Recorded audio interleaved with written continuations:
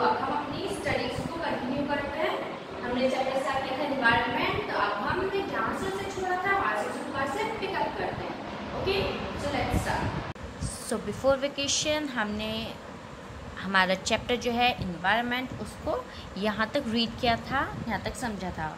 Today we are going to start from here. Okay, let's start. Everything in this world has a balance.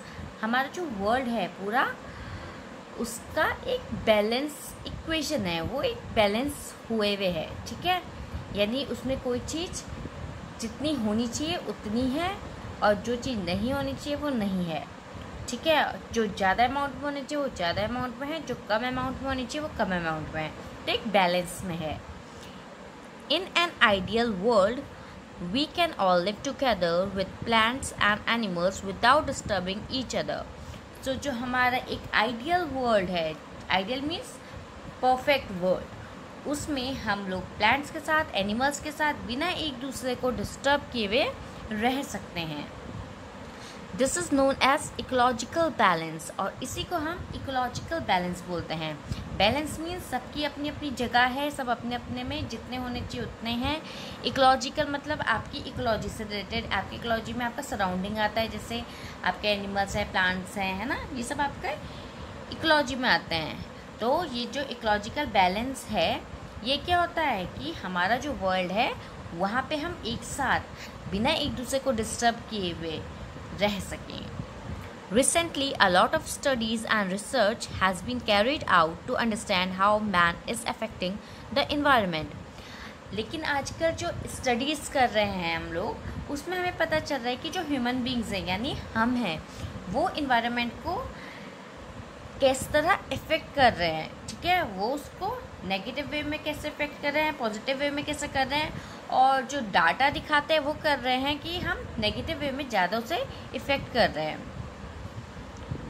Research shows humans are responsible for causing rising air pollution, deforestation, acid rain, and other problems which are not only dangerous to the environment around us but also our own physical health. और ये research बता रही है कि human जो है ये responsible हैं एयर पॉल्यूशन के, यानी पॉल्यूशन करने के, डिफॉरेस्टेशन, पेड़ों के काटने के, एसिड रेन के, और भी बाकी जो प्रॉब्लम्स हैं जैसे ओजोन डिप्लीशन, ठीक है। इस तरह की जो बाकी प्रॉब्लम्स है, इसके जिम्मेदार हम खुद हैं। We humans are the responsible, ठीक है। और ये जो हम कर रहे हैं ये ना ही हमारे इन्वायरमेंट के लिए, बल्कि ये हमारी खुद की जो हेल्थ है, हमारी फिजिकल हेल्थ है, मेंटल हेल्थ है, इन सब के लिए भी ये खराब है। For example, excessive cutting of trees called deforestation has disrupted the natural habitat of many animals.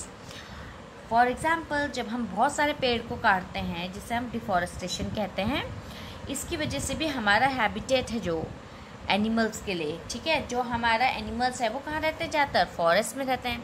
अगर हम फॉरेस्ट को पूरा कट कर देंगे, है ना, डिफॉरेस्टेशन हो जाएगा ना, क्योंकि हम पूरे फॉरेस्ट को क्या कर देंगे, कट कर देंगे, और वहाँ पे जब वो हम कट कर देंगे तो वो लैंड बन जाएगी, और उस लैंड में क्या होता है, फिर हमारे अपनी इंडस्ट्री बन जाती है, ठीक है। और जो इन्वायरमेंट होता है, जो एनिमल्स होते हैं, उनको वहाँ से जाना पड़ता है ना, तो एनिमल्स के हैबिटेट के लिए ये अच्छा नहीं है।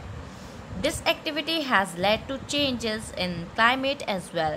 और जैसे हम पेड़ों को काट रहे हैं तो क्या हो रहा है, ऑक्सीजन की कमी हो रही है, ठीक है, फ्रेश एयर नहीं मिल पा रही है, और इस वजह से हमारा जो क्लाइमेट है वो भी चेंज हो रहा है।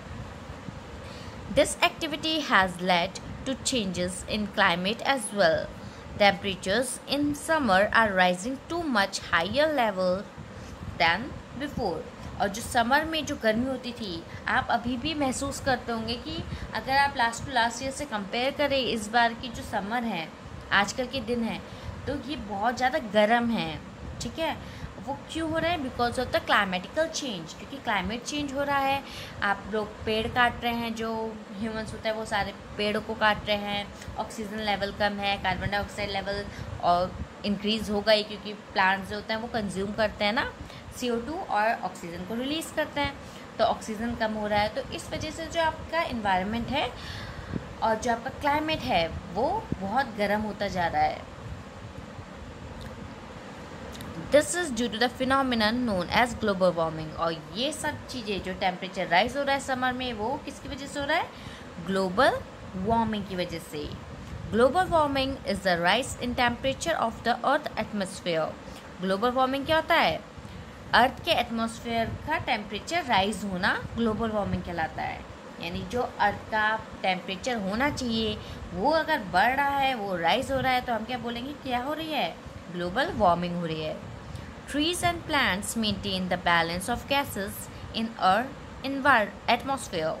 सो ट्रीज और प्लांट्स जो होते हैं वो मेंटेन करते हैं बैलेंस ऑफ गैस। जैसे मैम ने भी आपको बताया कि वो CO2 लेते हैं, ऑक्सीजन बाहर देते हैं, जिसकी वजह से जो क्लाइमेट है, जो आपका टेम्परेचर है, वो मेंटेन हो पाता है।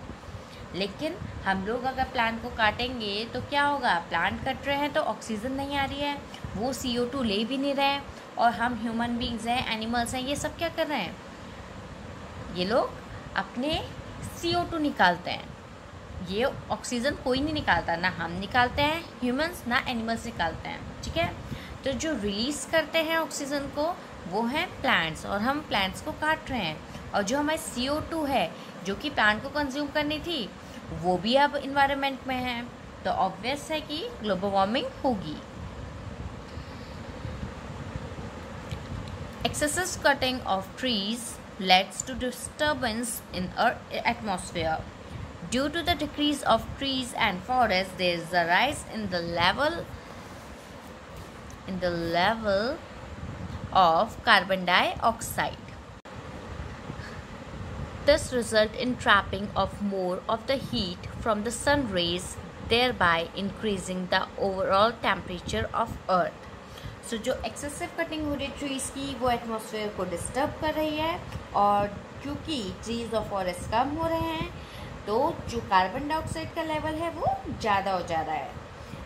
और यही रीज़न है कि हमें जो रिज़ल्ट मिल रहे हैं वो क्या हो रहा है कि जो सन रे है वो ज़्यादा ट्रैप हो पा रही है अर्थ की एटमॉस्फेयर में, ठीक है। और इसी वजह से जो अर्थ का टेम्परेचर है वो हाई हो रहा है।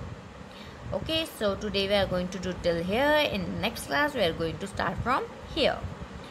With this the class end here. I will see you the next time. Till then, stay home, stay safe.